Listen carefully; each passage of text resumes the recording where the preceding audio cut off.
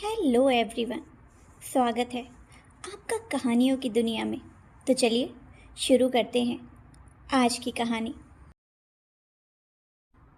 इससे पहले अगर आपने इस कहानी के पिछले भाग को नहीं सुना है तो उसको ज़रूर सुन लें ताकि कहानी को समझने में आपको कोई दिक्कत ना हो।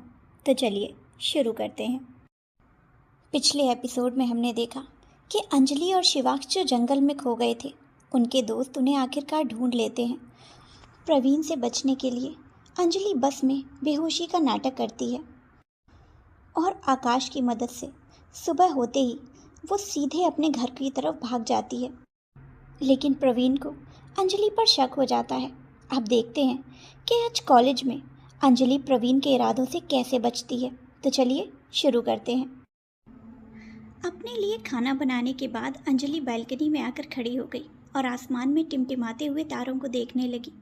एक अजीब सी कश्मकश दिल और दिमाग में चले जा रही थी। जहाँ दिल शिवाक्ष के बारे में सोचे जा रहा था, वहीं दिमाग इस सोच में डूबा था कि खुशी के सामने प्रवीण का असली चेहरा कैसे लाया जाए। खुशी की कई बातें अंजलि के कानों में गूंजने लगी। मैं और प्रवीण एक दूसरे से प्यार करते हैं। वो एक अच्छा लड़का है और अगर वो मुझसे दूर जाएगा तो मेरा दिल टूट जाएगा। इन्हीं बातों को याद करते हुए अंजलि अपने फ़ोन में अपनी आकाश और खुशी की फ़ोटो को देखने लगी, जो उन्होंने फ्रेशर्स पार्टी के दिन खींची थी। फ़ोटो को निहारते हुए वो खुद से बोली, ये आखिरी दिन था जब हम तीनों एक साथ थे। इस दिन के बाद तुम धीरे धीरे करके हमसे दूर होती गई खुशी। पहले मुझे कोई दिक्कत नहीं थी अगर तुम किसी और को भी अपना दोस्त बनाती तो, लेकिन अब प्रवीण की सच्चाई जानने के बाद मैं बिल्कुल नहीं चाहूँगी कि तुम ज़रा भी उसके आसपास जाओ। वो ये बोल ही रही थी कि इतने में उसका फ़ोन बजने लगा। स्क्रीन पर अननोन नंबर था, पर अंजलि अब उस नंबर को अच्छे से पहचान चुकी थी। उसका चेहरा खिल उठा। उसने कॉल आंसर की और फ़ोन को अपने कान से लगा लिया। सामने से शिवाक्ष की गहराई हुई आवाज़ आई, क्या तुम ठीक हो? अंजलि ने छोटा सा जवाब दिया। शिवाक्ष बोला, एक बात बताओ, बस में बेहोश होने का नाटक क्यों कर रही थी? अंजलि ने सुना तो झट से हैरानी से पूछ बैठी, आपको कैसे पता कि मैं नाटक कर रही थी? शिवाक्ष बेबाकी से बोला, तुम्हें क्या लगा तुम्हारे साथ बैठा हुआ लड़का अंधा था क्या? तुम्हारा बार बार पलकें झपकाना, एक आंख खोलकर आसपास देखना और इन सब के अलावा तुम्हारा भागते हुए अपने रूम की तरफ जाना मुझे नहीं दिखाई देगा क्या? अंजलि ने सुना तो धीरे से अपने सिर पर हाथ से मार दिया। शिवाक्ष ने फिर पूछा, सच सच बताओ, क्या बात हुई है? अंजलि मन में सोचने लगी, शायद मुझे शिवाक्ष को बात बता देनी चाहिए। जब ये साथ होते हैं तो सब कुछ संभाल लेते हैं, ये मामला भी अच्छे से हैंडल हो जाएगा। सोचते हुए वो कुछ बोलने लगी कि इतने में उसका फ़ोन बंद हो गया। उसने फ़ोन को देखा तो बैटरी ख़त्म होने की वजह से वो बंद पड़ गया था। वो अंदर आकर उसे चार्ज करने लगी तो लाइट भी चली गई। ओह नो, इस लाइट को भी अभी जाना था। बोलते हुए वो अपना सिर पकड़े बेड पर बैठ गई। काफ़ी वक्त तक जब लाइट नहीं आई तो अंजलि खाना खाकर बेड पर लेट गई। लाइट आने का इंतज़ार करते हुए कब नींद ने उसे अपनी आगोश में ले लिया, उसे खबर ही नहीं हुई। अगली सुबह अंजलि कॉलेज पहुंची तो मेन गेट के पास ही उसे प्रवीण घूमता हुआ दिखाई दे गया। वो अपनी जगह पर ही रुक गई और कुछ सोचते हुए खुद से बोली, यहाँ तो मैंने नाम भी नहीं लिया और शैतान पहले ही हाजिर हो गया। जहाँ तक मैं सोच सकती हूँ तो कल की मेरी बेहोशी के नाटक के बारे में शायद ही इसको कुछ पता चला होगा, पर कहीं इसने मुझे भागते हुए देख ना लिया हो। ये बात बार बार दिमाग में आए जा रही है। हे भोलेनाथ, संभाल लीजिएगा। अंजलि खुद में बड़बड़ा ही रही थी कि इतने में प्रवीण की नज़र उस पर पड़ गई। वो तेज़ कदमों से चलते हुए उसके पास आकर खड़ा हो गया। प्रवीण ने घूरते हुए उसे देखा और फिर झट से उसका हाथ पकड़कर उसे अपने साथ कॉलेज के अंदर ले जाने लगा। अंजलि बिना कुछ कहे उसके साथ चल दी। जैसे ही प्रवीण ने मेन दरवाजे से अंदर कदम रखा तो उसी वक्त कीचड़ से भरी बाल्टी उसके ऊपर आ गिरी। अंजलि ने अपने कदम दरवाजे से बाहर ही रोक लिए थे। उसने कसकर अपनी आंखें बंद कर ली और चेहरा दूसरी ओर घुमा लिया प्रवीण ने जल्दी से अपने सिर में अटकी बाल्टी को उतारा और जोर से जमीन पर पटकते हुए गुस्से से चिल्लाकर बोला, किसने किया ये? बोलकर वो गुस्से से कांपने लगा था। अंजलि ने अपनी नाक को हाथ से कवर कर लिया। उस कीचड़ से बहुत गंदी बदबू आ रही थी। तभी राजीव उसके सामने आकर खड़ा हो गया और उसे ऊपर से नीचे तक देखते हुए उसका मजाक बनाते हुए बोला, अरे रे, ये क्या हो गया प्रवीण कुमार? प्रवीण ने अपने हाथ से चेहरे पर लगे कीचड़ को साफ किया और हाथ झाड़ते हुए बोला, ओह, तो ये सब तुम्हारी करामात है। राजीव अदा से सिर झुकाते हुए बोला, करामात तो मेरी है, लेकिन ये तुम्हारे लिए नहीं थी, बल्कि ये तो तुम्हारे पीछे खड़ी धोखेबाज और झूठी लड़की के लिए थी, जो बिना सोचे समझे किसी पर भी कुछ भी इल्ज़ाम लगाती रहती है। अंजलि खामोश खड़ी राजीव को देखे जा रही थी। प्रवीण अंजलि को देखते हुए शक से भरे लहजे में बोला, अच्छा, पर पिछले कल तो तुम सब कुछ भूलकर इसे ढूंढने चले गए थे और आज अचानक से तुम्हें फिर से अपनी बेइज्जती याद आने लगी। राजीव तिरछा मुस्कुराया और बोला, क्या बात है, दिमाग तो तू बहुत लगाता है, पर गलत जगह पर। मैं अपने दोस्त के लिए गया था क्योंकि मेरा दोस्त पीछे छूट गया था। अब अगर उसके साथ ये लड़की भी रह गई तो इससे ये बात सामने नहीं आती कि मैंने इसे माफ़ कर दिया। खैर, इस बार तो बच गई, पर अगली बार नहीं बचोगी। But for now enjoy the smell, बोलकर राजीव सीटी बजाते हुए वहाँ से निकल गया। श्वेता भी वहीं खड़ी ये सब देख रही थी। राजीव को अंजलि के अगेंस्ट देखकर उसके चेहरे पर गहरी मुस्कान थी। प्रवीण बोला, ये सब तुम्हारी वजह से हुआ है, तो अब इसे साफ भी तुम ही करोगी। अंजलि बिना किसी भाव के उसे देखने लगी। मन ही मन उसे बहुत हंसी आ रही थी, लेकिन इस वक्त वो प्रवीण के सामने हंसना नहीं चाहती थी। उसने अपना हाथ छुड़ाया और बोली, अब इन सब में मेरी क्या गलती भला? जो कुछ भी हुआ है उसके जिम्मेदार तुम ही हो। तुम्हारी ही वजह से तो मैंने राजीव को वो सब बोला था। प्रवीण उसे उंगली दिखाते हुए बोला, मेरे सामने अपनी जुबान कम खोलो अंजलि, वरना तुम जानती हो कि मैं क्या कर सकता हूँ। प्रवीण ने धमकाया तो अंजलि चुप हो गई। वो कॉलेज से बाहर निकलते हुए बोली, चलो मेरे साथ। अंजलि कुछ कहती कि इतने में उसकी पॉलिटिकल की प्रोफेसर उसके पास आते हुए बोली, अंजलि बेटा, ये कुछ फाइल्स हैं, इन्हें स्टाफ रूम में जाकर रख दो। बोलते हुए उन्होंने कुछ फाइल्स अंजलि को पकड़ा दी। अंजलि ने जल्दी से सिर हिलाया और कॉलेज के अंदर चली गई। प्रवीण गुस्से से मुंह बनाए उसे देखता रहा और फिर वहाँ से बाहर चला गया। फाइल्स को स्टाफ रूम में छोड़कर अंजलि अपनी क्लास में चली गई। क्लास में आकर उसने देखा तो खुशी और आकाश दोनों अलग अलग बेंच पर बैठे थे। अंजलि आकाश के पास जाकर बैठ गई। प्रोफेसर ने आकर उन्हें लेक्चर दिया और फिर वहाँ से चले गए। लेक्चर लेने के बाद खुशी सीधे म्यूज़िक रूम में चली गई। उसे देखकर अंजलि और आकाश भी उसके पीछे चले गए। म्यूज़िक रूम में खुशी गिटार पकड़े बैठी थी। बस वो यूं ही गिटार के स्ट्रिंग्स को हिलाए जा रही थी। उसे समझ नहीं आ रहा था कि वो क्या बजाए। अंजलि उससे थोड़ी दूरी पर जाकर बैठ गई। आकाश भी अंजलि के पास ही बैठ गया। खुशी ने दोनों को वहां देखा तो उनसे मुंह फेरकर दूसरी तरफ घूम गई। आकाश बोला, खुशी, एक बार बात तो कर लो। हो सकता है कि जितना तुम समझ रही हो असल में अंजलि उतनी गलत ना हो। खुशी ने बिना पीछे मुड़े जवाब दिया, मुझे किसी से बात नहीं करनी आकाश, ना मुझे कुछ सुनना है, ना ही किसी को देखना है। तुम अपनी दोस्त को लेकर यहाँ से जा सकते हो, और अगर नहीं जाना है तो मैं ही चली जाती हूँ।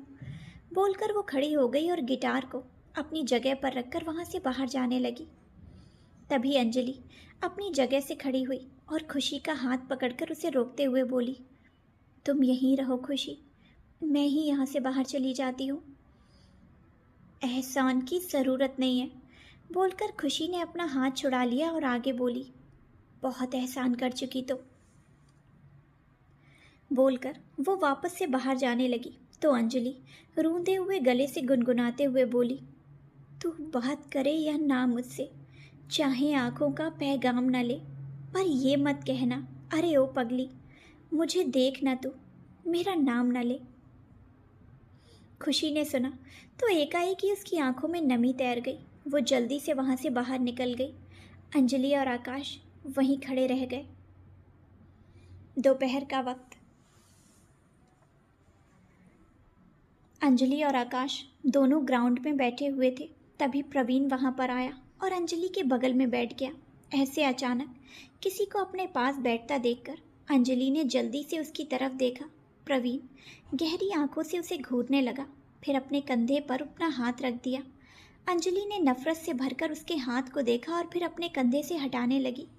प्रवीण अपनी पकड़ और मजबूत करते हुए बोला, इस तरह की हरकतें मत करो अंजलि, मैं बता रहा हूँ, ये सब मेरी बर्दाश्त से बाहर हो गया तो उसके बाद मैं कुछ नहीं सोचूंगा और जो करना होगा वही करूँगा। सोचने के लिए दिमाग की ज़रूरत होती है।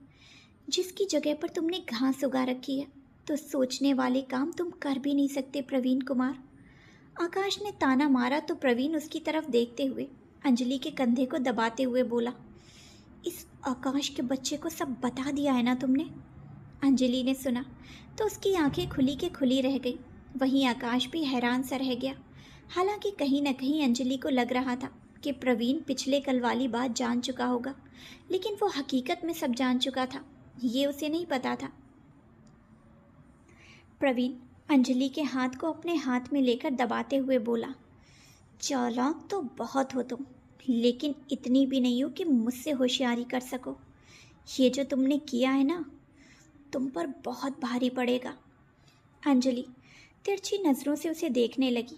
तभी राजीव ग्राउंड में पहुंचा तो प्रवीण को देखकर मुस्कुरा दिया, फिर चुपके से जाकर प्रवीण की पीठ पर कुछ लगा दिया और थोड़ी दूर जाकर हाथ झाड़ते हुए बोला, आज मिलन होगा दो बिछड़े हुए भाइयों का। बोलकर वो जल्दी से वहां से निकल गया। प्रवीण खड़ा हुआ और अंजलि को अपने साथ ले जाते हुए बोला, अब चलो मेरे साथ, इतनी आसानी से तुम नहीं मानने वाली। और हाँ, समझा दो अपने इस दोस्त को कि अगर इसने मुंह खोला तो तुम कहीं मुंह दिखाने लायक नहीं रहोगी। आकाश बोरियत भरे लहजे में मन में बोला, क्या है ये लड़का, इसे लगता है कि इसकी इन धमकियों से हम लोग डर जाएंगे।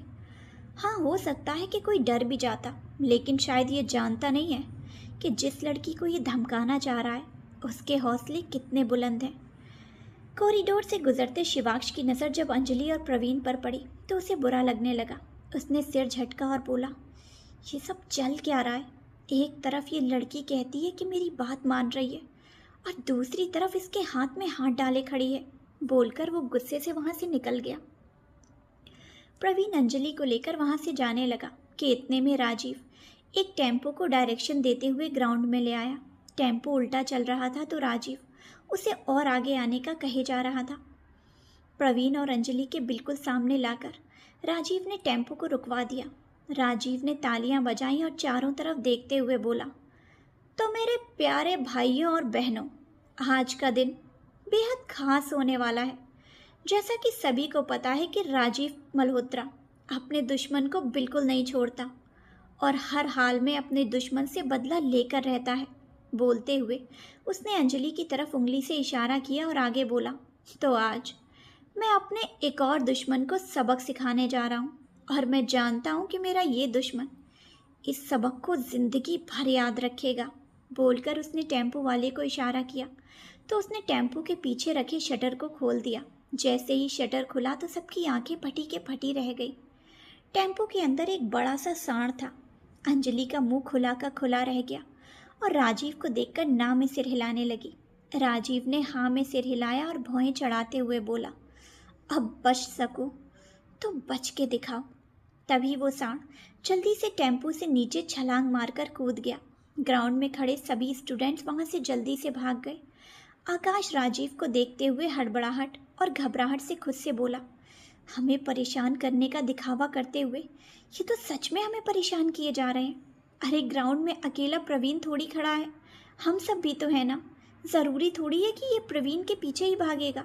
अगर ये मेरे पीछे भागा तो नहीं, मेरे पीछे नहीं भागेगा, पर अगर अंजलि के पीछे भागा तो बोलते हुए आकाश ने अंजलि को देखा और बोला, अंजलि खड़ी मत रहो, भागो यहाँ से। उसकी बात सुनकर अंजलि वहाँ से भागने लगी तो प्रवीण ने उसका हाथ पकड़ा और अपने साथ भागने लगा। सांड उन दोनों के पीछे ही दौड़ पड़ा। राजीव ने देखा कि प्रवीण अंजलि को साथ लेकर भाग रहा है तो उसके चेहरे पर 12 बज गए। क्या है ये प्रवीण का बच्चा, अंजलि का हाथ क्यों पकड़ लिया? बोलते हुए उसने टेम्पो वाले की तरफ देखा और सांड को पकड़ने का इशारा कर दिया। टेम्पो वाला जल्दी से सांड की तरफ जाने लगा और उसके साथ टेम्पो में बैठे 2 लड़के भी सांड की तरफ चले गए। वहीं प्रवीण ने अपने आप को बचाने के लिए अंजलि को अपने से पीछे रखा था। अंजलि महसूस कर पा रही थी कि प्रवीण ना उसे अपने से अलग भागने दे रहा है और ना ही अपने से आगे जाने दे रहा है। राजीव जल्दी से अंजलि की तरफ भाग गया। अंजलि ने प्रवीण की पीठ पर लाल कपड़ा देखा तो झट से उसे उतार कर फेंक दिया और अपना हाथ छुड़ाकर दूसरी तरफ भागना चाहा, लेकिन प्रवीण उसका हाथ कसकर पकड़े रहा। सांड उसके बहुत करीब पहुंच चुका था।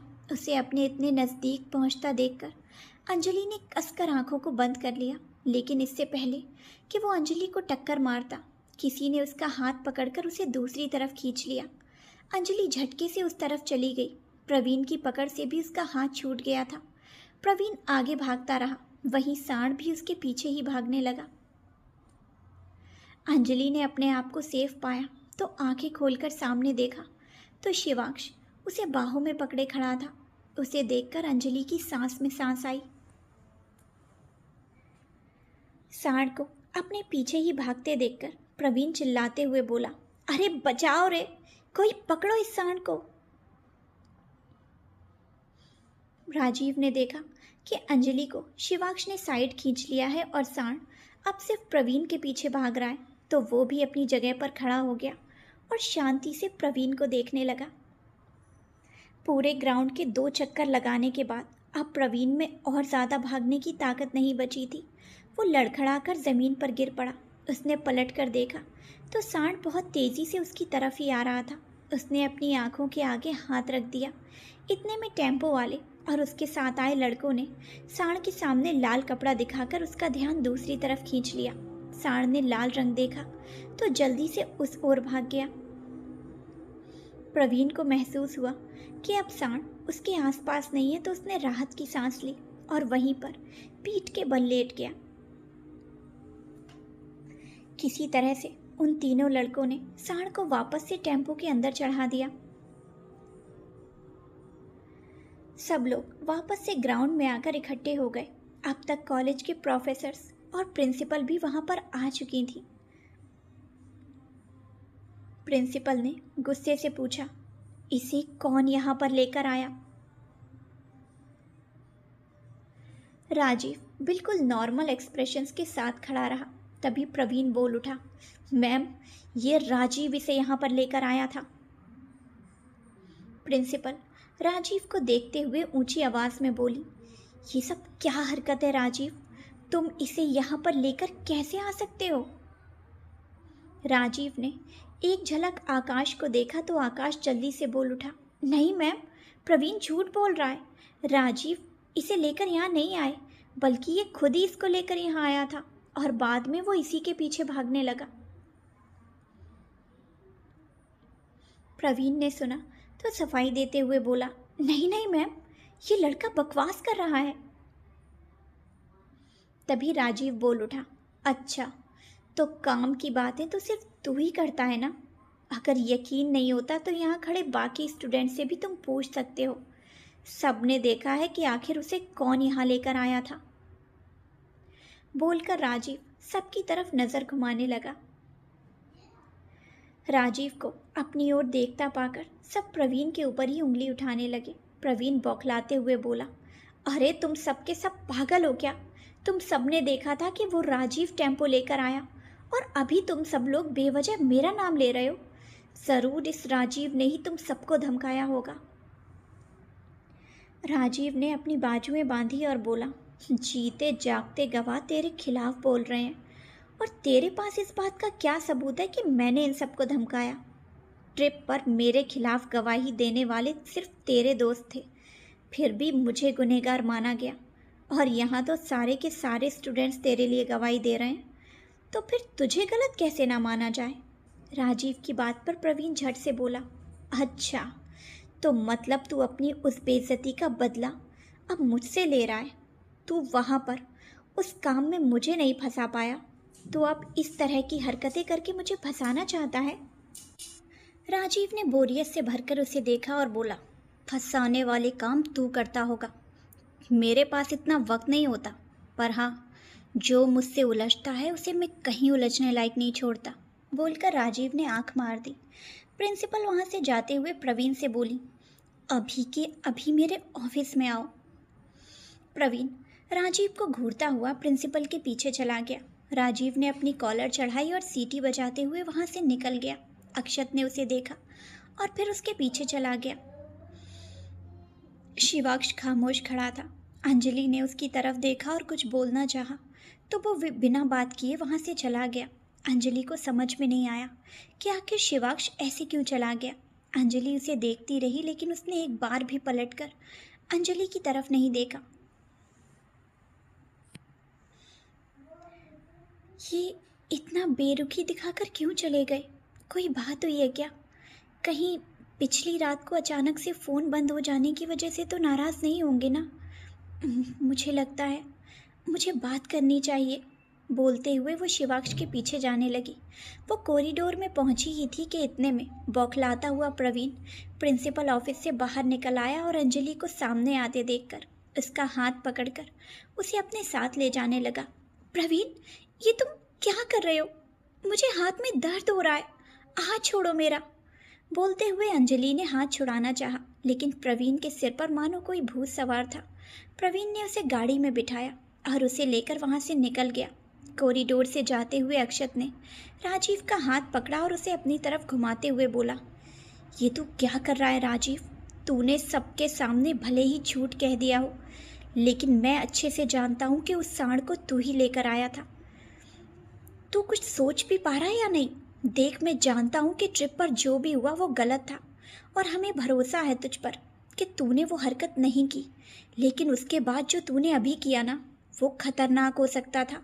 और तू खुद ही सोच, अगर प्रवीण को लग जाती तो, अगर उसे कुछ हो जाता तो। राजीव उसका गाल पकड़कर हिलाते हुए बोला, ओह मेरे भलाई के देवता, जितना तुम सोच रहे हो मैं उतनी आगे की नहीं सोचता। देख अक्षत, सीधी सी बात है, जो मेरे साथ बुरा है मैं उसके साथ बुरा हूँ। तेरा सिचुएशन डील करने का तरीका अलग है और मेरा तो है ही बिल्कुल अलग। तो तू ना ज़्यादा मत सोच, और जो नहीं हुआ उसकी क्या फ़िक्र करनी, तू इंजॉय करना। और तूने देखा ना कैसे उस प्रवीण के चेहरे की हवाइयाँ उड़ी थी। मुझे तो बड़ा मज़ा आया। सांप का जहर भी निकाल दिया और लाठी भी नहीं टूटी। अक्षत सिर पर हाथ रखते हुए बोला, राजीव हंस मत, ये गलत है मेरे भाई। जान का खतरा हो ऐसे काम क्यों करता है? और प्रवीण के पीछे तू इस तरह से क्यों पड़ गया? पहले तूने खुद ही तो कहा था कि उससे कोई वास्ता नहीं रखना और उससे नहीं उलझना, तो अब क्यों ये सब कर रहा है? राजीव उसके कंधे पर हाथ रखते हुए बोला, अक्षत क्यों फिक्र करता है भाई? कुछ नहीं होगा। और वैसे भी वो सांड मैंने उस लड़की के लिए बुलवाया था। अब वो प्रवीण बीच में आ गया तो इसमें मैं क्या करूं? अक्षत ने हैरानी से पूछा, रियली राजीव, क्या तूने अब अंजलि के लिए किया था? मुझे विश्वास नहीं होता। मैं मानता हूँ राजीव कि ट्रिप पर जो हुआ वो गलत था, लेकिन जो तूने अभी किया वो जानलेवा हो सकता था। और जिसके साथ तूने एक बार दोस्ती कर ली, क्या तू उसके साथ कभी ऐसा भी कर सकता है? मैं विश्वास नहीं कर सकता। अक्षत बोल ही रहा था कि इतने में आकाश भागते हुए वहाँ पर आकर खड़ा हो गया और फिक्र भरे चेहरे से राजीव को देखने लगा। क्या हुआ चश्मिश? राजीव ने पूछा तो आकाश हड़बड़ाहट से बोला, वो प्रवीण अंजलि को लेकर चला गया। कहाँ चला गया? राजीव ने फिक्र से पूछा। पता नहीं, अभी अभी गाड़ी लेकर निकल गया, आकाश ने कहा तो राजीव जल्दी से कॉलेज से बाहर निकल गया। आकाश भी उसके साथ ही चला गया। अक्षत को समझ नहीं आया कि ये सब चल क्या रहा है, लेकिन आकाश की बात सुनकर इतना तो वो समझ गया था कि प्रवीण अंजलि को साथ ले गया है, जो सही नहीं है। इससे पहले कि वो कुछ पूछ पाता, राजीव और आकाश दोनों वहाँ से जा चुके थे। ये सब क्या चल रहा है? लड़ाई अंजलि से हुई है, शिकायत भी अंजलि से है और अभी फिक्र भी उसी की कर रहा है। और अंजलि और प्रवीण का साथ जाना इनके लिए क्यों प्रॉब्लम है? आखिर ये करना क्या चाह रहा है? बोलते हुए अक्षत असमंजस में वहीं खड़ा रहा। दूसरी तरफ प्रवीण ने एक जंगल के किनारे गाड़ी रोकी और बाहर निकल गया। फिर अंजलि को गाड़ी से बाहर निकाला और उसके जबड़े को हाथों में पकड़ते हुए गुस्से से बोला, मैंने मना किया था ना कि किसी को भी कुछ मत बताना, तो फिर तुमने उस आकाश को कैसे सब बता दिया? और कहीं ऐसा तो नहीं कि उस राजीव को भी सब पता हो? क्योंकि तुम्हें चोट पहुंचाने का कहकर वो हमेशा मुझे निशाने पर ले लेता है। अंजलि ने अपने आप को छुड़ाया और उसे दूर धकेलते हुए बोली, बुरे काम का नतीजा बुरा ही होता है। खुद तुम जो कर रहे हो वो सही है क्या, जो राजीव को गलत कह रहे हो? प्रवीण अपनी जेब से फ़ोन निकालते हुए बोला, लगता है तुम्हें अपनी तस्वीरों का कुछ भी होश नहीं है।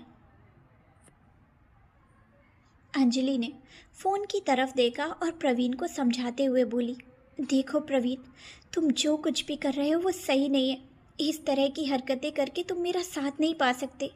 मेरी खुद की भी कोई आज़ादी है। अगर मैं तुम्हारे साथ नहीं रहना चाहती तो तुम क्यों ज़बरदस्ती कर रहे हो? अभी भी वक्त है प्रवीण, इस तरह की हरकतें करना बंद कर दो। किसी के दिल के साथ खेलना अच्छा नहीं होता। खुशी को अपने झूठे प्यार में फंसाकर तुम सही नहीं कर रहे हो। प्रवीण अंजलि की बातों को हवा में उड़ाते हुए बोला, मुझे तुमसे ज्ञान नहीं चाहिए अंजलि। मैं जितना कहता हूँ तुम बस उतना करो। उस शिवाक्ष का साथ छोड़कर मेरे साथ रहो। जब अंजलि की बातों का प्रवीण पर कोई असर होता हुआ नहीं दिखाई दिया तो अंजलि ने झट से उसके हाथ से फ़ोन छीन लिया और ज़ोर से ज़मीन पर पटक दिया। प्रवीण ने ज़मीन पर पड़े अपने फ़ोन को देखा और फिर गुस्से से अंजलि की ओर बढ़ते हुए बोला, हाउ डेयर यू। अंजलि अपने कदम पीछे लेते हुए बोली, यही सवाल मेरा भी तुमसे है, हाउ डेयर यू। प्रवीण ने मुट्ठी बनाकर अपना गुस्सा कंट्रोल किया और दांत पीसते हुए बोला, ये फ़ोन तोड़कर तुम्हें क्या मिल जाएगा? कितने फ़ोन तोड़ोगी? मेरे पास तुम्हारी बहुत सारी फ़ोटोज़ हैं, इतनी कि तुम उन्हें मिटाने का सोच भी नहीं सकती। तो बेहतर होगा कि इस तरह की हरकतें करके मुझे और गुस्सा मत दिलाओ, क्योंकि इन सब में नुकसान सिर्फ तुम्हारा है। और अब चुपचाप से मेरे पास आओ। मैं तुम्हारे लिए इतना कुछ कर रहा हूँ, मुझे उसका कुछ इनाम तो मिलना चाहिए ना। बोलते हुए उसने अंजलि का हाथ पकड़ना चाहा कि इतने में उसकी पीठ पर एक पत्थर आकर लगा। प्रवीण ने पीछे पलटकर देखा तो कुछ लड़के उनकी ओर तेज़ी से भागते हुए आ रहे थे। साथ ही साथ वो लोग आगे की ओर पत्थर भी फेंके जा रहे थे। अंजलि जल्दी से झुककर बैठ गई। उसे देखकर प्रवीण भी ज़मीन पर झुककर बैठ गया, लेकिन अभी भी सारे पत्थर प्रवीण को ही लग रहे थे। वो जिस तरफ जाता पत्थर उसी तरफ आने लगते।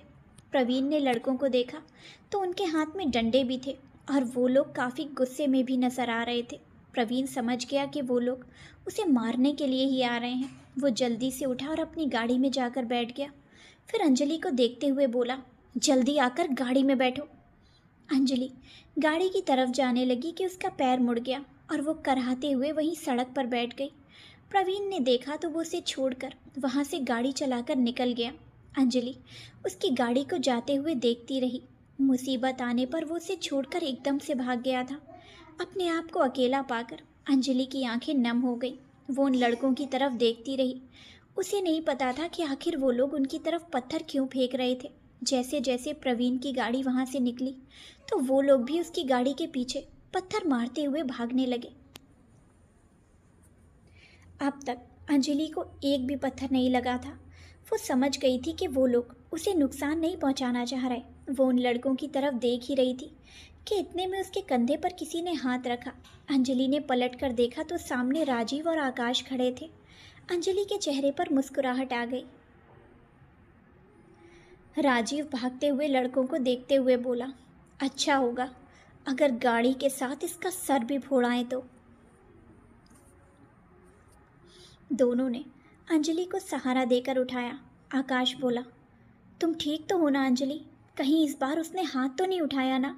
अगर ऐसा है तो हम लोगों को और इंतज़ार नहीं करना चाहिए। उसके बारे में सबको बता देना चाहिए। राजीव कमर पर हाथ रखते हुए आकाश को देखकर बोला, बात तो ठीक कह रहा है चूजे, लेकिन इतना सहन कर रहे हैं तो जो सोचा है वो भी कर ही लेते हैं। अच्छा अभी चलो, जहाँ से आए थे वहाँ से ही वापस चलते हैं। बोलकर वो कुछ पीछे खड़ी की गई गाड़ी की तरफ जाने लगे। अंजलि का पैर मुड़ गया था तो वो लंगड़ाने लगी। राजीव ने देखा तो घुटनों के बल बैठ गया और उसके पैर को अपनी टांग पर रखकर मलने लगा। फिर उसके पैर को हिलाने की कोशिश करते हुए बोला, तुम्हें देखकर चलना नहीं आता क्या? अंधी बुढ़िया बनी हुई क्यों घूमती रहती हो? बोलते हुए वो उसके पैर को झटके से यहाँ वहाँ मोड़ने की कोशिश करने लगा तो अंजलि जल्दी से उसे रोकते हुए बोली, नहीं नहीं राजीव प्लीज़, अभी ऐसा कुछ मत कीजिए, पैर में बहुत दर्द हो रहा है, हमें इसे डॉक्टर को दिखाना चाहिए। राजीव झट से बोला, अरे तुम्हें डॉक्टर से कम हो गया, बस एक झटके की बात है, तुम यूं ही ठीक हो जाओगी। बस तुम चुपचाप खड़ी रहो और मुझे करने दो जो मैं कर रहा हूँ। राजीव मैं खड़ी होने लायक नहीं बचूंगी, आप छोड़ दीजिए प्लीज़। अंजलि ने आकाश का हाथ कसकर पकड़ लिया। अरे कुछ नहीं होगा अंजलि, मैं कह रहा हूँ ना, बस थोड़ा सा दर्द होगा और डॉक्टर भी ठीक करेगा तो उस वक्त भी दर्द तो होगा ही ना। अंजलि और आकाश दोनों ने साथ में कहा, डॉक्टर हड्डियाँ जोड़ता है, तोड़ता नहीं है। राजीव ने दोनों को एक साथ ये कहते सुना तो एक एक करके दोनों के चेहरे को देखने लगा। फिर एक आईब्रो ऊपर करते हुए बोला, क्या तुम दोनों ये कहना चाह रहे हो कि मैं हड्डी तोड़ दूंगा? क्या तुम लोगों को मुझ पर भरोसा नहीं है? अंजलि और आकाश दोनों ने एक साथ ना में गर्दन हिला दी। राजीव आकाश को बुरी तरह घूरने लगा। बेचारा आकाश न उससे नज़रें चुरा पा रहा था और ना ही उससे नज़रें मिलाने की हिम्मत थी। वो धीरे धीरे खिसक कर अंजलि के पीछे चला गया। राजीव खड़े होते हुए बोला, भलाई का तो ज़माना ही नहीं है, मदद करने जाओ तो ऐसा होता है। अरे मेरी दोस्त तक को मुझ पर विश्वास नहीं। अरे मैं पागल थोड़ी हूँ जो हड्डी तोड़ दूंगा। अंजलि ने सिर झुका लिया। अब चलो। बोलते हुए राजीव गाड़ी की ओर जाने लगा कि नीचे पड़े पत्थर पर से उसका पैर मुड़ गया और उसके पैर में भी मोच आ गई। वो झट से ज़मीन पर बैठ गया और पैर पकड़ते हुए बोला, अरे मर गया रे। अंजलि ने देखा तो उसके पास बैठते हुए बोली, क्या हुआ, आपका भी पैर मुड़ गया क्या? राजीव सिर हिलाते हुए दर्द से बोला, हाँ और क्या, बहुत बुरी तरह से। अंजलि सिर पर हाथ रखते हुए इनोसेंट सी बनकर बोली, ओहो ये तो बहुत बुरा हुआ। वैसे आप अंधे बूढ़े बनकर क्यों चलते हैं? राजीव उसे आंखें दिखाने लगा। आकाश की हंसी निकल गई पर उसने जल्दी से मुंह पर हाथ रख दिया। अंजलि अपने हाथ उसके पैर की तरफ बढ़ाते हुए बोली, लाइए मैं आपके पैर को झटका देकर ठीक कर दूंगी। आपको दर्द होगा पर वो ठीक हो जाएगा। राजीव जल्दी से अपने हाथ अपने पैर के ऊपर रखकर चिल्लाते हुए बोला, नहीं। अंजलि ने जल्दी से हाथ पीछे ले लिए और भौहें चढ़ाकर उसे देखते हुए बोली, अच्छा अपनी बारी आई तो नहीं, और जब मेरा पैर झटकने की बात आई थी तो कैसे डॉक्टर बनने लगे थे? राजीव आगे बोला, अरे तो मैं तो ठीक कर देता ना, पर तुम तो चींटी भी ना हिला पाओ तो मेरा पैर क्या झटकोगी, तुम रहने दो। बोलकर राजीव नजरें चुराने लगा। अंजलि को हंसी आ गई। वो खिलखिलाकर हंस दी। राजीव झेंप सा गया पर फिर भी वो अपनी अकड़ बनाए रखते हुए बोला, हाँ हाँ तो ठीक है ना, जो हो गया वो हो गया, अब मैं कहाँ कुछ कह रहा हूँ। तुम्हें डॉक्टर को ही दिखाना चाहिए, और मुझे भी। अंजलि ने सिर हिला दिया और धीरे से खड़ी हो गई। फिर राजीव की ओर हाथ बढ़ा दिया। दूसरी तरफ से आकाश ने भी उसकी ओर हाथ बढ़ा दिया। राजीव ने दोनों का हाथ पकड़ा और खड़ा हो गया। आकाश दोनों को सहारा देकर गाड़ी तक ले गया। लड़के भी अब तक वहां पर वापस आ गए थे। राजीव गाड़ी के बाहर ही खड़ा था और अंजलि और आकाश अंदर बैठ चुके थे। तभी एक लड़का आगे जाकर राजीव से हाथ मिलाते हुए बोला, डन ब्रो। भाग गया लड़का गाड़ी लेकर। राजीव उसका कंधा थपथपाते हुए बोला, और बता सर्वर फोड़ा या नहीं? लड़का सिर खुजाते हुए बोला, सर्वर तो नहीं फोड़ा भाई, लेकिन उसकी गाड़ी का शीशा ज़रूर टूट गया। राजीव ने राहत की सांस ली और बोला, चलो ये भी अच्छा है, लेकिन अगर उसका मुंह टूटता तो ज़्यादा अच्छा था। वैसे मानना पड़ेगा, मेरी एक फ़ोन कॉल पर तूने पूरे एरिया में छानबीन करवा दी और इतनी जल्दी इनको ढूंढ भी लिया। ये बात तो हमेशा याद रखूँगा। और तेरी इस मदद के बदले जब भी तू बुलाएगा तो राजीव मल्होत्रा तुझे तेरे साथ खड़ा मिलेगा। ये वादा है मेरा। राजीव ने कहा तो दोनों आपस में गले मिल गए। अंजलि ने महसूस किया कि वाकई में राजीव जो अपनी दोस्ती की तारीफ़ें करता है वो झूठी नहीं होती। वो वाकई में बहुत अच्छी तरह से दोस्ती निभाता है और उसके वादों में एक आत्मविश्वास भी साफ झलकता है। राजीव गाड़ी में बैठा और दूसरी तरफ से गाड़ी चलाकर निकल गया। हॉस्पिटल जाकर अंजलि और राजीव दोनों ने अपना पैर दिखाया और वहाँ से वापस कॉलेज पहुँच गए। प्रवीण अभी भी कॉलेज नहीं आया था। राजीव अंजलि और आकाश से अलग चला गया। दूसरी तरफ प्रवीण उस जगह पर वापस चला गया जहाँ पर वो अंजलि को छोड़कर गया था। प्रवीण वहाँ आसपास देखने लगा, लेकिन अंजलि वहाँ पर नहीं थी। उसने अपने एक हाथ से दूसरे हाथ की हथेली पर मुक्का मारते हुए कहा, शिट, मुझे ऐसा क्यों लग रहा है कि ये भी एक सोची समझी चाल थी, वरना कोई बिना बात हमारी तरफ पत्थर क्यों फेंकेगा। कहीं ऐसा तो नहीं कि ये सब राजीव ने ही करवाया हो। अब तो मुझे पूरा यकीन हो चुका है कि अंजलि ने बहुत लोगों को ये बात बता दी है। अब लगता है कि मुझे ये फ़ोटोज़ लीक कर ही देनी चाहिए, फिर देखता हूँ कि क्या करती है। बोलकर वो गाड़ी चलाकर वहाँ से चला गया। College campus. कॉलेज बंद होने वाला था। आकाश की बस आई तो उसने बस में चढ़ते हुए कहा, अपना ख्याल रखना और आराम से रूम में जाना अंजलि। और हाँ, अगर कोई भी बात हो तो एकदम से मैसेज कर देना। अंजलि ने सिर हिला दिया। वो अपने रूम की तरफ जाने लगी कि इतने में शिवाक्ष पार्किंग की तरफ आ गया। अंजलि ने उसे देखा तो उससे बात करने चली गई। शिवाक्ष गाड़ी में बैठने लगा तो अंजलि उसके सामने आकर खड़ी होते हुए बोली, आप नाराज़ हैं? शिवाक्ष कुछ नहीं बोला, उसके भाव बिल्कुल सर्द थे। अंजलि ने फिर पूछा, क्या आप बिल्कुल भी बात नहीं करेंगे शिवाक्ष जी? शिवाक्ष ने गर्दन घुमाकर उसे देखा और सख्त लहजे में बोला, मुझे जी कहना बंद करो। मुझे ये नहीं सुनना। इज्जत बातों से नहीं आती, वो दिल में होनी चाहिए। दिन भर मेरी कई बातों की धज्जियाँ उड़ाने के बाद अब मुझे जी कहकर इज्जत देने की कोई ज़रूरत नहीं है। मुझे तुम्हें जितना समझाता था मैं समझा चुका, पर मुझे नहीं दिखाई दे रहा कि तुम पर मेरी बातों का कोई भी असर हो रहा है। तुम अभी भी उसी इंसान का हाथ पकड़कर घूमना चाहती हो। तो अब मुझे तुमसे कुछ नहीं कहना। तुम्हें जो करना है तुम कर सकती हो। बोलकर शिवाक्ष गाड़ी में बैठा और वहाँ से निकल गया। अंजलि कुछ नहीं बोल पाई, या यूँ कहें कि उसने बोलना चाहा, लेकिन शिवाक्ष ने उसे कुछ भी बोलने का मौका ही नहीं दिया। शिवाक्ष की गाड़ी के आंखों से ओझल हो जाने के बाद वो भी अपने कमरे की तरफ चल दी। शाम का वक्त। शिवाक्ष ब्रिज के पास गाड़ी रोककर उसके बोनेट पर बैठा था और ड्रिंक किए जा रहा था।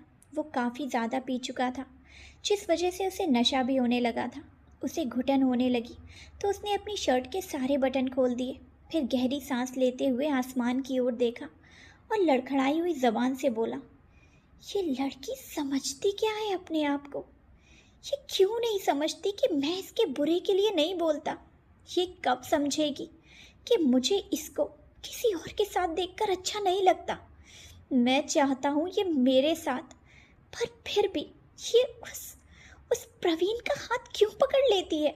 बोलते हुए वो बोनट से नीचे उतर गया तो लड़खड़ाकर ज़मीन पर बैठ गया। फिर अपने हाथों को देखते हुए बोला, अब इन पर लगी मट्टी को कौन धोएगा?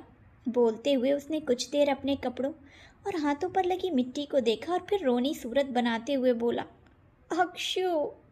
रात का वक्त। अंजलि का रूम। अंजलि ने खाना बना लिया था। वो खाने ही लगी थी कि इतने में दरवाजे पर किसी ने दस्तक दे दी। इस वक्त कौन आया होगा? बोलते हुए अंजलि दरवाजे की तरफ चली गई। उसने थोड़ा सा दरवाज़ा खोलकर देखा तो सामने प्रियल खड़ी थी। उसके हाथ में एक कटोरी थी। प्रियल मुस्कुराते हुए बोली, हमें तो जानती होगी तुम। हम तुम्हारे नए पड़ोसी हैं। अंदर आ सकते हैं क्या? अंजलि दरवाजे के सामने से हटी और पूरा दरवाज़ा खोलते हुए बोली, आइए ना। अंदर जाकर प्रियल अंजलि की तरफ कटोरी बढ़ाते हुए बोली, ई लो, आज हमरी और हमरे आयुष की शादी की 3री सालगिरह है। अब यहाँ पर हमरा कोई जान पहचान वाला तो है नहीं, तो हम सोचे कि कुछ पहचान वाले बना ही लेते हैं। अंजलि ने कटोरी पकड़ी और मुस्कुराते हुए बोली, आप दोनों को सालगिरह की शुभकामनाएं। आपका प्यार ऐसे ही बना रहे। प्रियल हंसते हुए बोली, अरे प्यार तो वैसे भी बहुत है, ऐसे ही नहीं हमको बिहार से भगा के शादी किए हैं। अंजलि टकटकी लगाए उसे देखने लगी। प्रियल को महसूस हुआ कि वो कुछ ज़्यादा ही बोल रही है, तो वो बात पलटते हुए बोली, अरे ये सब छोड़ो, वैसे हमरा नाम प्रियल है, तुमरा का नाम है? जी, मेरा नाम अंजलि है। बोलते हुए अंजलि ने उसे बैठने का इशारा किया और आगे बोली, आइए ना बैठिए, मैं आपके लिए चाय बनाती हूँ। प्रियल ना में सिर हिलाते हुए बोली, अरे नहीं, अभी हमको कछु नहीं चाहिए। अभी तो हम बस तुमको मिठाई देने आए थे। अभी हम चलते हैं। बोलकर प्रियल वहाँ से चली गई। अंजलि ने कटोरी में देखा तो कुछ स्वीट्स रखे थे। उसने कटोरी को रसोई में रखा और कमरे का दरवाज़ा बंद कर दिया। उसी वक्त शिवाक्ष की कार उसके रूम के नीचे आकर रुकी। शिवाक्ष कार से बाहर निकला और अंजलि के रूम के दरवाजे को देखते हुए गाड़ी से टिककर सहारा लेते हुए बोला, उसने कहा था कि कमरे के अंदर मुझे नहीं ले जा सकती, तो मैं कमरे में तो नहीं जाऊंगा। बोलते हुए वो कुछ सोचने लगा, फिर अपनी स्लीव्स ऊपर चढ़ाते हुए बोला, तो क्या हुआ अगर मैं ऊपर नहीं जा सकता तो? उसको तो नीचे बुलाऊंगा। बोलकर वो गाड़ी से हटकर बैल्कनी के नीचे खड़ा हो गया और अंजलि को आवाज़ लगाते हुए बोला, ओए शुतुरमुर्ग, सामने आओ, मुझे तुमसे बात करनी है। अंजलि खाना निकाल रही थी। इतने में उसे किसी के चिल्लाने की आवाज़ सुनाई दी। वो जल्दी से बैल्कनी में आकर खड़ी हो गई। उसने नीचे देखा तो हैरानी से बड़ा सा मुंह खोल दिया और फुसफुसाते हुए बोली, शिवाक्ष। शिवाक्ष ने उसे देखा तो बोला, नीचे आओ, मुझे बात करनी है। बोलते हुए उसकी चाल लड़खड़ा गई। अंजलि ने देखा तो जल्दी से नीचे उतर गई। नीचे आकर उसने शिवाक्ष को ध्यान से देखा। बिखरे बाल, खुली शर्ट से दिखाई देता सीना, धूल मिट्टी लगे कपड़े और हथेली पर लगी चोट। अंजलि उसे देख ही रही थी कि इतने में शिवाक्ष बोला, तुम समझती क्या हो अपने आप को? जो दिल में आएगा वो करती रहोगी क्या? बोलते हुए वो अंजलि की तरफ आने लगा। अंजलि ने उसकी लड़खड़ाई हुई चाल देखी तो समझ गई कि वो इस वक्त नशे में है। उसने आजू बाजू देखा और शिवाक्ष से बोली, आप इतनी रात को यहाँ पर क्या कर रहे हैं शिवाक्ष? शिवाक्ष आंखें छोटी करते हुए बोला, पहले तुम मुझे बताओ, तुम उस प्रवीण को क्यों नहीं छोड़ देती? अरे ऐसा क्या है उसमें? अंजलि ने महसूस किया कि वो काफ़ी ज़ोर से बोले जा रहा है, तो जल्दी से आकर उसके मुंह पर हाथ रखते हुए बोली, शिवाक्ष ऐसे मत चीखिए, यहाँ पर और भी लोग रहते हैं, क्या बोलेंगे आपको, शांत हो जाइए। शिवाक्ष ने उसके हाथ को मुंह से हटाया और बोला, मुझे जवाब चाहिए अंजलि आर्या, तुम मेरा मुंह बंद नहीं कर सकती। आज तुम्हारे भाषण भी मुझे चुप नहीं करवा सकते। अंजलि ने उसे धीरे बोलने का इशारा करते हुए कहा, शिवाक्ष आप होश में नहीं है, ऐसे मत चिल्लाइए, आप चलिए ऊपर कमरे में चलिए। शिवाक्ष ना में गर्दन हिलाते हुए बोला, नहीं, हम कमरे में नहीं जाएंगे, जो भी बात होगी यहाँ सबके सामने होगी। बोलते हुए शिवाक्ष उससे दूर हट गया। यहाँ हमारे सिवाय और कोई नहीं है शिवाक्ष, लोग अपने घरों के अंदर हैं, पर अगर आप इस तरह से चिल्लाएंगे तो ज़रूर वो लोग बाहर आ जाएंगे। आप ऊपर चलिए, हम आराम से बात करते हैं। बोलकर अंजलि एकटक उसे देखने लगी। शिवाक्ष कमरे के दरवाजे को देखते हुए बोला, तुम्हारी मकान मालकिन मना करती है ना और तुम भी तो किसी लड़के को अपने कमरे में नहीं ले जाना चाहती, तो हम लोग यही बात करेंगे। चलो जवाब दो। अंजलि को याद आया कि उसने एक बार शिवाक्ष से कहा था कि वो एक लड़के को अपने कमरे में नहीं ले जा सकती। शिवाक्ष को उसकी कही इतनी छोटी सी बात नशे में भी याद थी। ये बात सोचते हुए अंजलि के चेहरे पर मुस्कान तैर गई। आप इतनी रात गए यहाँ क्यों आए हैं शिवाक्ष? मैं आपको सुबह जवाब दे देती ना। अंजलि ने सहजता से कहा। मैं तुमसे बात करने आया हूँ और मुझे अभी जवाब चाहिए। बोलते हुए शिवाक्ष ने अपनी जेब में हाथ डाल दिए। वो सीधा खड़ा होने की नाकाम कोशिश कर रहा था। नशे की हालत में होने की वजह से उसके कदम लड़खड़ा रहे थे। वो अपनी आंखों को बड़ा बड़ा खोलकर अंजलि को देखे जा रहा था। अंजलि को उसे देखकर हंसी आ गई। वो अपने मुंह पर हाथ रखकर हंसने लगी। शिवाक्ष ने अपने आप को देखा और उससे पूछा, तुम हंस क्यों रही हो? मैं क्या जोकर लग रहा हूँ? अंजलि ने ना में सिर हिलाया और मुस्कुराते हुए बोली, आप जोकर नहीं बल्कि जंगली पिग लग रहे हैं। शिवाक्ष ने सुना तो अपने नाक को देखने लगा। फिर कुछ देर तक नाक छूने के बाद बोला, नाक तो चपटी नहीं हुई, फिर पिग कैसे बन गया? अंजलि ने उसकी नाक को छूते हुए कहा, है ना शिवाक्ष, नाक चपटी ही तो है। शिवाक्ष ने फ़ोन निकाला और कैमरा में देखते हुए बोला, नहीं है, तुमको दिखना बंद हो गया है। उस प्रवीण के साथ रहकर तुम्हारा दिमाग ठीक से काम नहीं कर रहा। अच्छा जी, कहते हुए अंजलि ने बाजुओं को बांध लिया और टकटकी लगाए उसे देखने लगी। शिवाक्ष उसे ही घूरे जा रहा था। खड़े खड़े वो लड़खड़ाने लगा तो अंजलि ने उसे संभाल लिया और गाड़ी के सहारे टिकाते हुए बोली, शिवाक्ष, आपने इतनी ड्रिंक क्यों की? और ड्रिंक करके आप गाड़ी चलाकर यहाँ तक आ भी गए, हद करते हैं। शिवाक्ष ने उसे बाजुओं से पकड़कर नज़दीक खींचा और शिकायत से बोला, और जो तुम करती हो क्या वो हद नहीं है? शिवाक्ष की आवाज़ फिर से तेज़ हो गई थी। अंजलि ने मकान मालिक के घर की खिड़की की ओर देखा जिसमें से रोशनी अभी भी बाहर आ रही थी। मकान मालकिन ने कहा था कि वो लोग विदेश जा रहे हैं, लेकिन अभी तक वो गए नहीं थे। अंजलि शिवाक्ष का हाथ पकड़ते हुए बोली, आराम से बोलिए शिवाक्ष, आप चलिए, आइए मेरे साथ। बोलकर अंजलि उसे ऊपर ले गई। अंजलि ने उसे चेयर पर बिठाया और बोली, आप हालत तो देखिए अपनी, कहाँ से चोट खाकर आ रहे हैं। बोलते हुए अंजलि ने फर्स्ट एड बॉक्स निकाला और उसकी दोनों हथेलियों पर बैंडेज लगा दी। शिवाक्ष उसके चेहरे को देखते हुए बोला, तुम ऐसा क्यों कर रही हो अंजलि? मैं क्या कर रही हूँ शिवाक्ष? तुम मेरी बात क्यों नहीं मानती? क्या उस प्रवीण पर तुम्हें मुझसे ज़्यादा भरोसा है?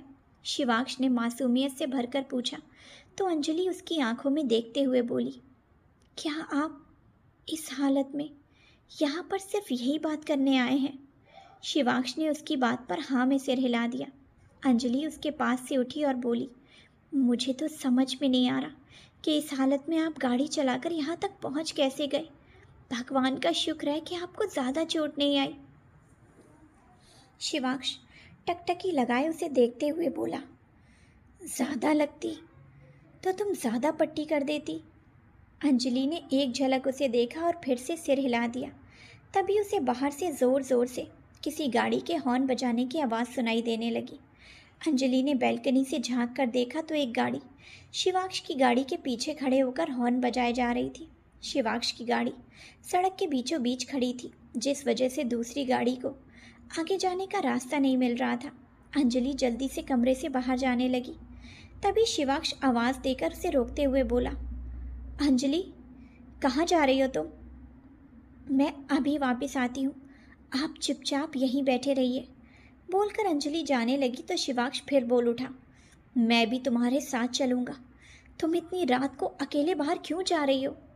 अंजलि ने आंखें दिखाते हुए कहा, शिवाक्ष, चुपचाप से अपनी जगह पर बैठे रहिए और अपने होठों पर उंगली रख लीजिए।